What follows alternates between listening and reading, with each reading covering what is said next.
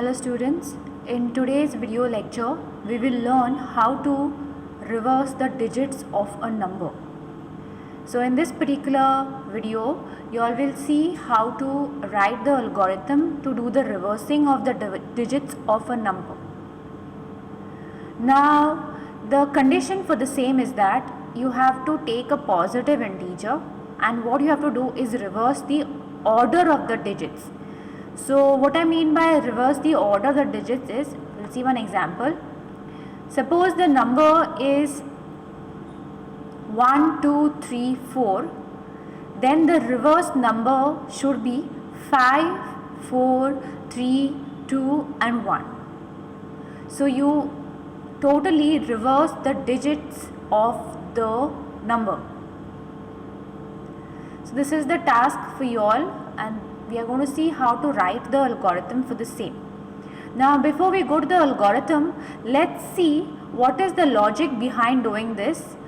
How can we do this using some kind of variables, and what are the operations to perform to do this reversing.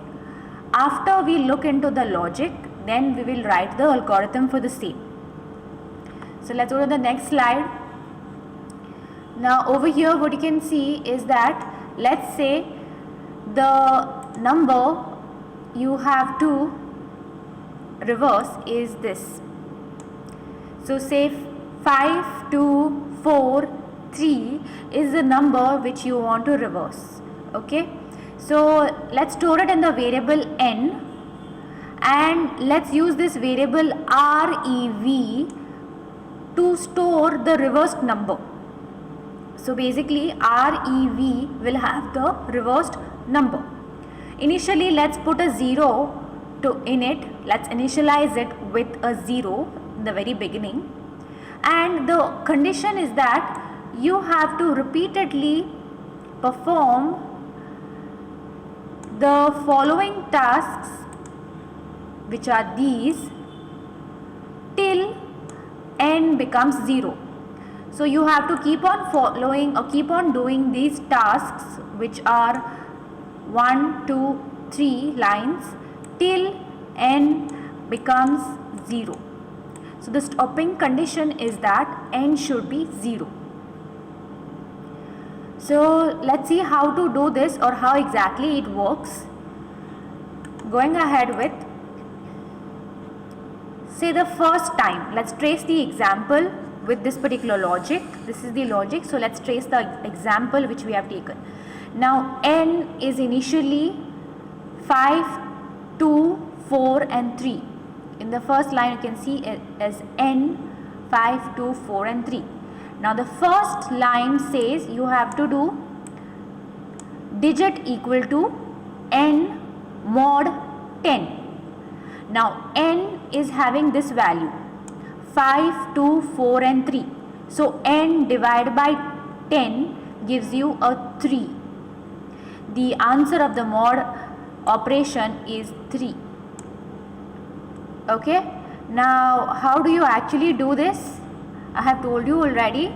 You have to perform a division basically. So you write the dividend divisor.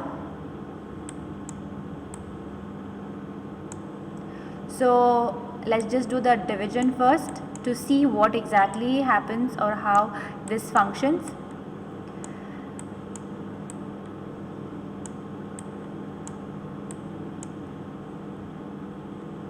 So 10 2s are 20. Remainder is a 4. We bring the next digit, so 43. 10 into 4 is 40.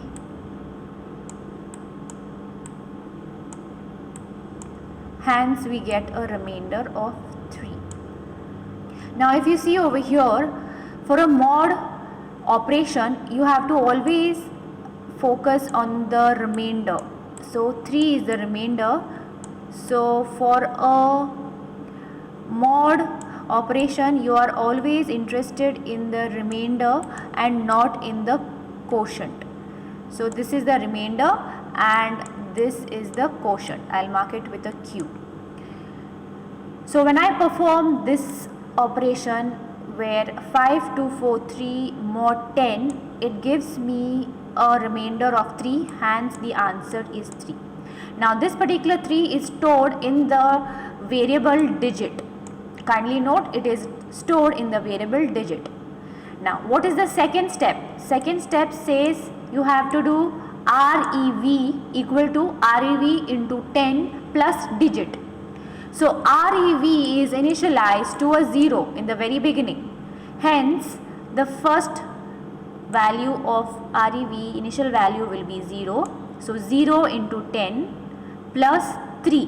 What is this 3? As per the equation, it is digit. So 3 is the previous value what we got over here in the previous step, which is stored in this variable digit, that will be used, and hence the value of this part will be totally 0. It is 0 into 10, 0 plus 3 gives you a 3. Now the variable 3 is stored in the value 3 is stored in the variable REV. So now REV has a new value which is 3.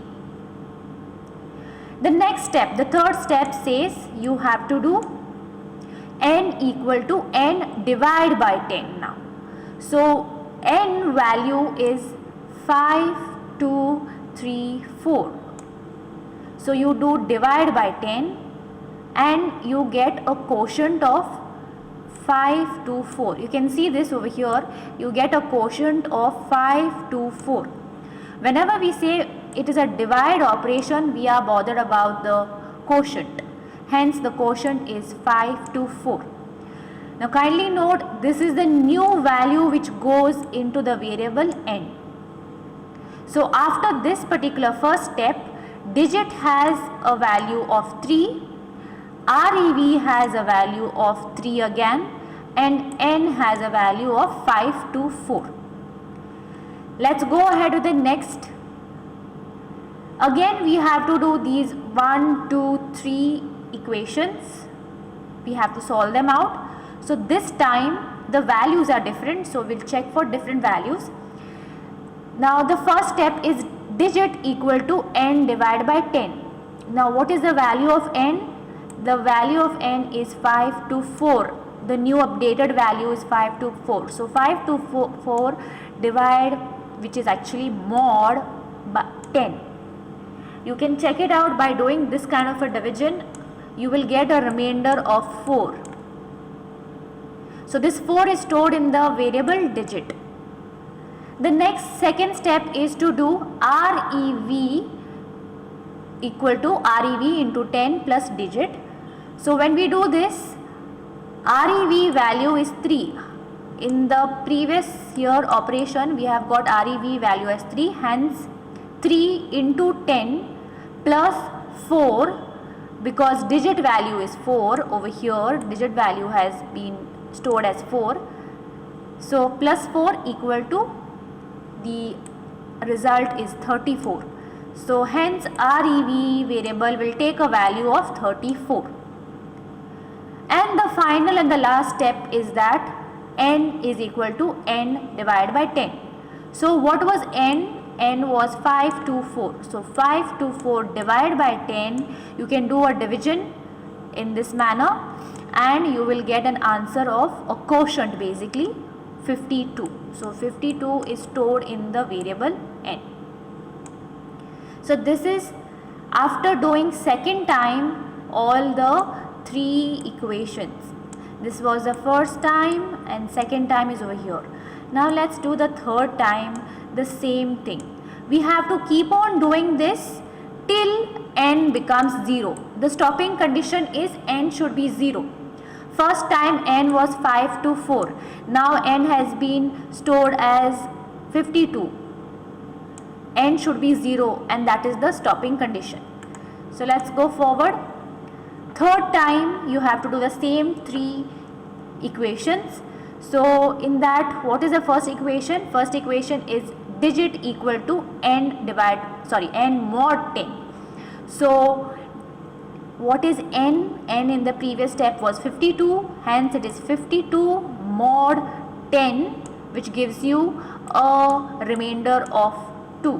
When you do the division, you get a remainder of 2, hence the answer is 2, and this 2 is stored in the variable digit.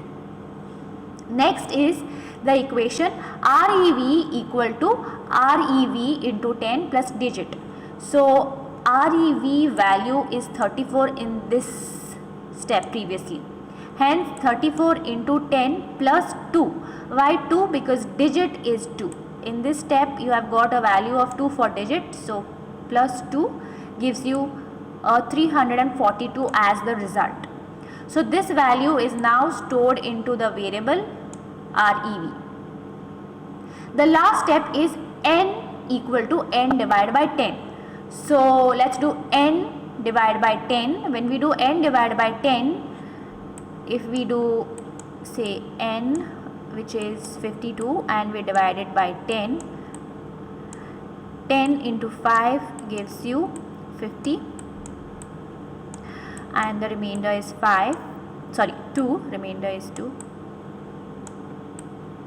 remainder is 2. So what is the quotient? Quotient is 5. So this is what you are interested in. So this is what is over here. So 52 divided by 10 is 5. So the new value of the variable n is 5. So till now n is not equal to 0. The stopping condition is n should be equal to 0. N is 5 right now. It is still not become 0. So let's go to the fourth time of doing all these steps. So fourth time we take the same three equations, which is first one is digit equal to n mod 10. So n this time is 5. So 5 mod 10 gives you a 5. Okay. Now this 5 value is stored into digit, and you do reversing of the variable. So basically REV will be given as REV equal to REV into 10 plus digit. So this is the main equation. So this is what you exactly do over here. REV was 342 into 10 plus 5. 5 is this digit value which you have got over here in the previous step. And this 342, the REV value is this previous value which you have got in the previous case. So the answer or the result is 3425, which is stored in the value or in the variable REV. The third equation is n equal to n divided by 10. So n is 5. When you divide 5 by 10, the quotient is 0, because you cannot divide 5 by 10 basically. Okay, it will be a decimal number. So hence the quotient is 0, and n has turned out to be having a value of 0. Therefore what you do is you stop the solving of the equation or the tracing of the example since n is equal to 0, and you have to check what is in the variable REV. Whatever is there in the variable REV is your reversed number.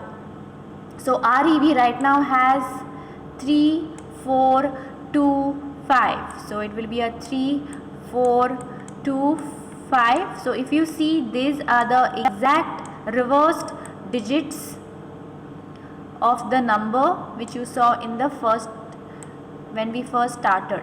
So the actual number was 5243. So reversed number or the reversed form is 3425. So if you see in this example, I have reversed the digits of that given number.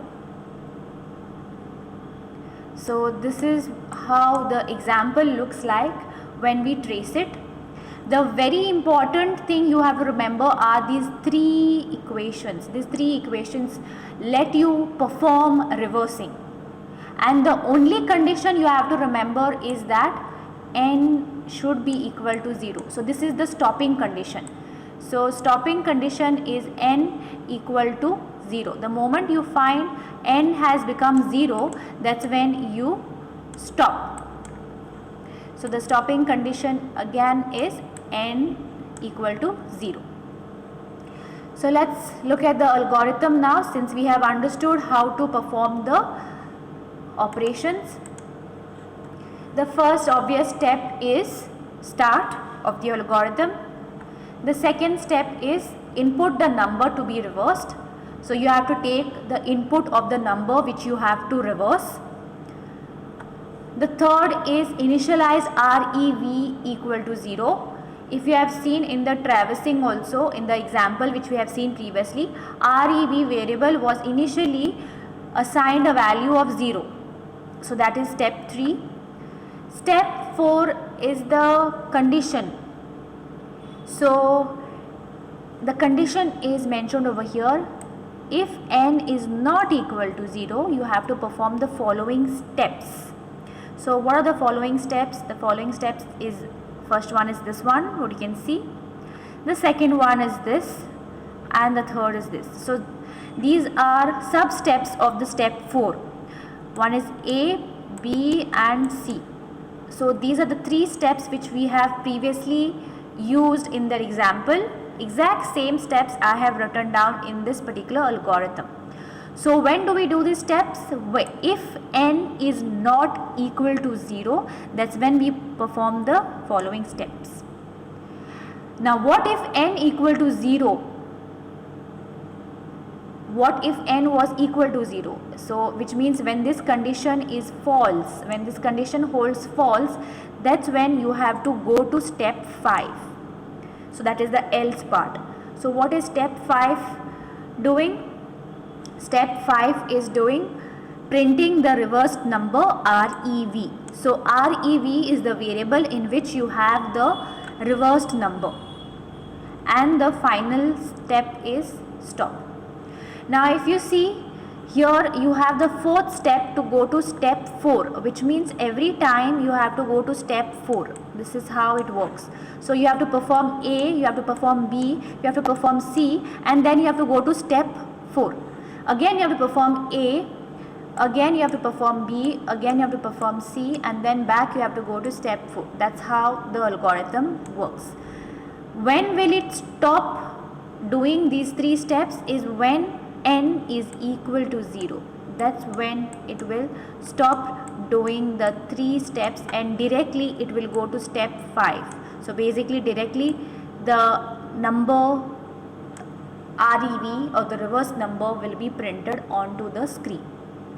So this is how the algorithm looks like for reversing the digits. Now going ahead with the flow chart, let's look into how to draw the flow chart of this particular algorithm.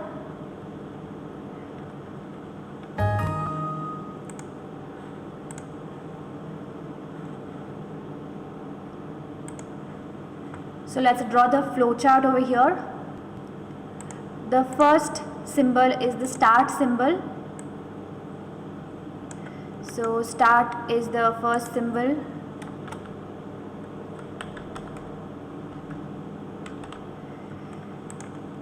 The second symbol, as per the algorithm, the second step in the algorithm is to take the input. So for taking the input, we use a representation of a parallelogram in the flow chart. So we have to take input of the number. So let's write input the number n.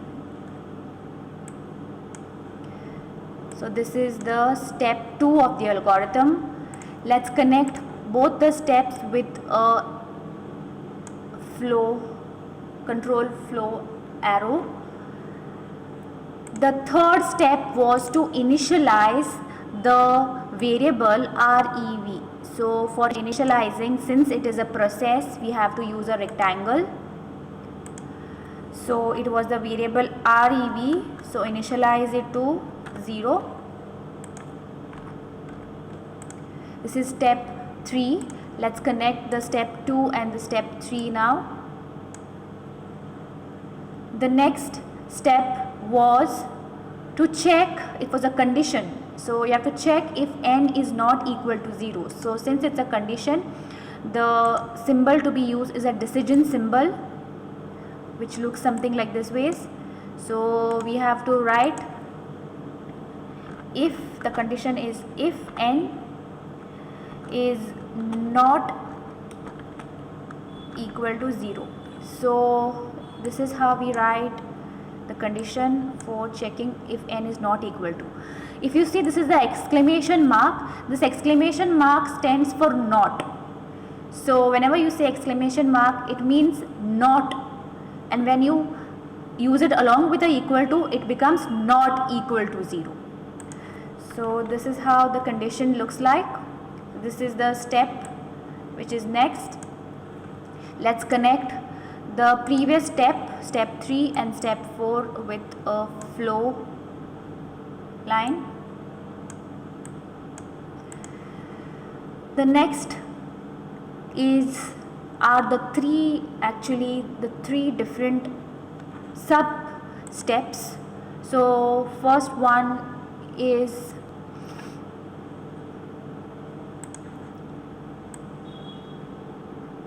this one. Let's just directly put the 3 different steps.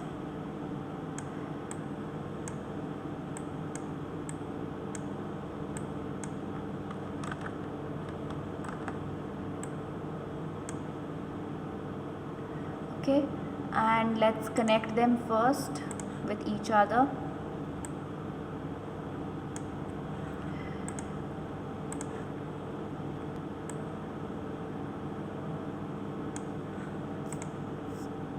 Let's connect the last one as well.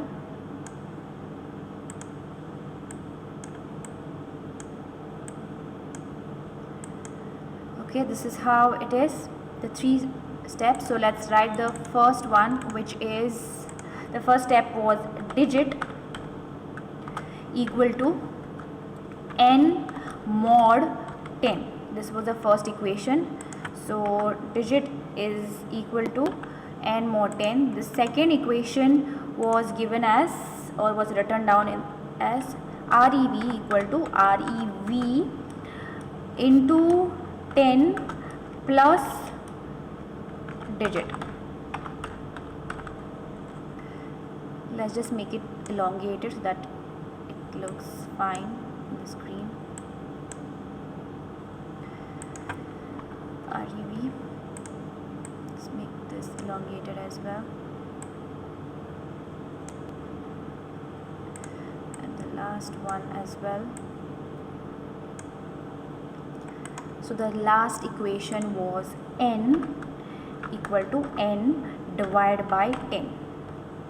So the variable n was given as n divided by 10. After that, there was a step 2. These 3 steps actually were only traversed if the condition was true. So let's write a text box saying yes. So only if it is yes, then this was traversed. If it was a no, we had to use a different path or choose a different path. So for that, let's use the different path. For doing this, let's do here, show it here. So if the condition is no, it takes this path, hence let's draw a text box over here showing the no part. And if it is a no, we have to go to the step which does the printing. So this step actually prints the reverse number. So print the reversed number rev. So in the variable rev the answer is stored, hence we use this. So let's just extend it a little bit over here and let's connect it with a arrow, flow arrow. This is how it goes if the condition is false, which is a no path. Now if after doing 1, 2 and 3 equations, what we have to do is we have to go back to that condition where n is not equal to 0. So for that we have to again use a flow. To show the flow or to show the connection, we have to go back till here. So this is how it works. So once 1, 2, 3 steps are traversed, it has to go back over here. That is how it works. And the final step is to stop the algorithm. So the algorithm stops with a stop and we do the final connecting of the flow. So this is how it is for the algorithm.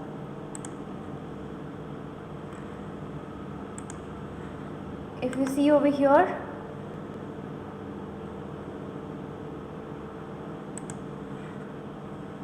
this is the start, then you take the input of the number n which you want to reverse. Basically you want to reverse the digits of it. Then you assign or initialize rev with a 0. So rev is equal to 0. And then you have to check for the condition if n is not equal to 0. If it is yes or if it is a true, then you do this digit equal to n mod 10, or you do after that you do rev equal to rev into 10 plus digit, and then you do n equal to n divided by 10.